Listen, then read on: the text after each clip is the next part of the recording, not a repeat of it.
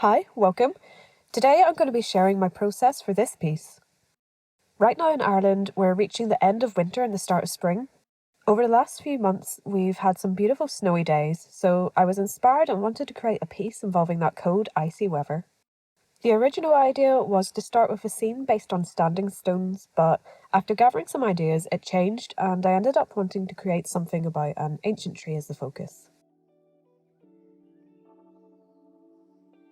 I still worked some stones into it though as a nod to my original plan.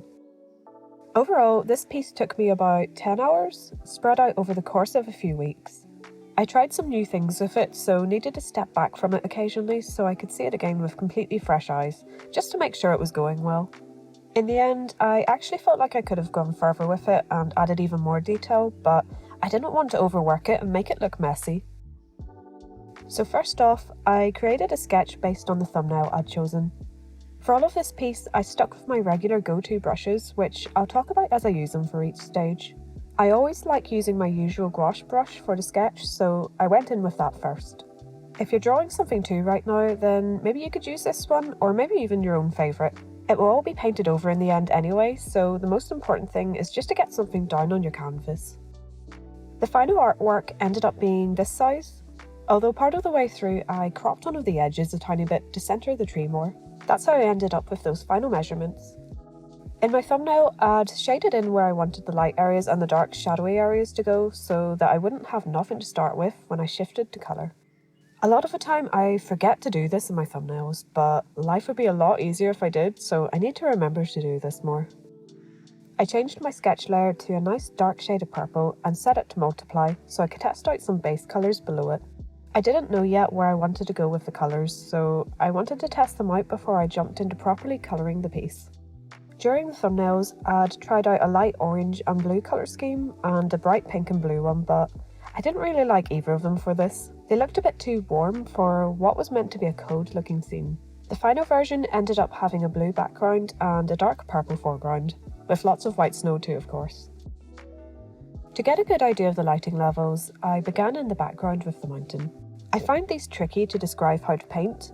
Maybe weirdly, I actually find Bob Ross videos really helpful for working out how to paint them.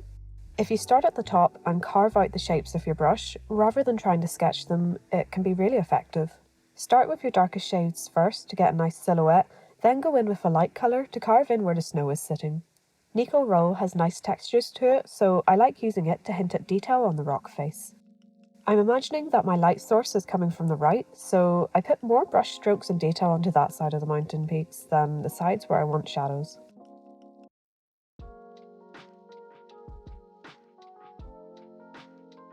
For the foreground at this point, I just threw down some loose colours for rocks and breaks in the snow.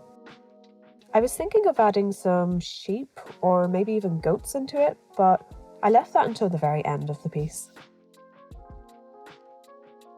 No detail was put into standing stones either just yet. I'm focusing on getting the main colours down so I know they all look okay together.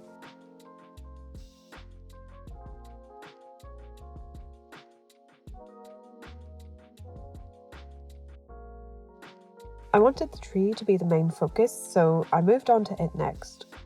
With a slightly warmish brown as the base, I worked in lots of different shades, including some purples and blacks.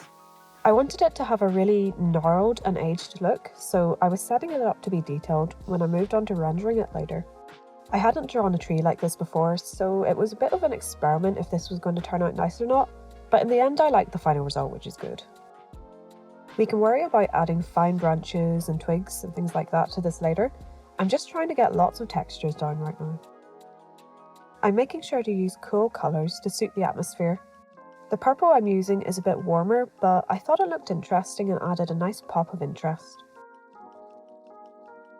Now that that's all down, we can move on to rendering and detailing everything. For this, I use a mix of the Nico Roll and dry ink brushes. I like using solid brushes rather than soft feathery ones because I think they look tidier. I find that if you use airbrushes to detail, it can look a bit muddy and you're not really able to carve out the shapes so clearly. That's just my experience anyway. I'm sure it's totally possible to get great results with soft brushes if you're just more patient than me. The bark of the tree was probably the most challenging part of this piece. I wasn't sure how it was all going to look after everything since I'd not painted this type of material before, so I was feeling a bit doubtful throughout all of it. It always pays to push through with it though. Even if it doesn't turn out nice, you'll learn something along the way. I added lots of detail, working with lots of different colours and textures.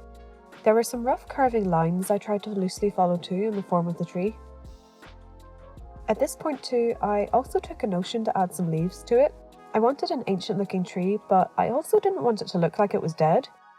I thought there would be something more inspiring about a tree living and surviving in such harsh conditions for so long. It would be nice for this to be a hopeful piece to look at, rather than a sad one. Since this was the focal point of the piece, I made sure to add lots of colour variations and details to the leaves like I did with the bark.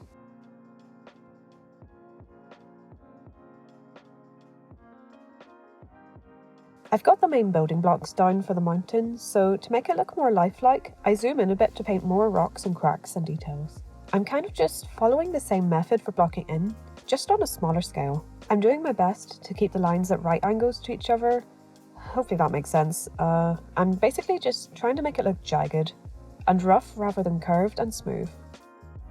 I keep a good eye on my mini reference window, of course, just to make sure the thumbnail version looks good.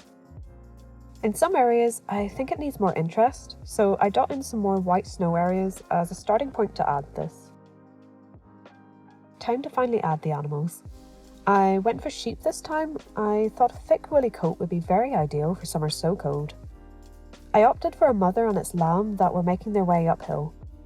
For their coats, I put in the general overall shading, then moved into colour pick and add the texture. I also made sure to use colours on them from the surrounding environment so that they felt like they belonged in it. When I started off, they looked very black and white, which was a bit too cartoony for what I intended. After all this, I put some subtle footprints into the snow behind them.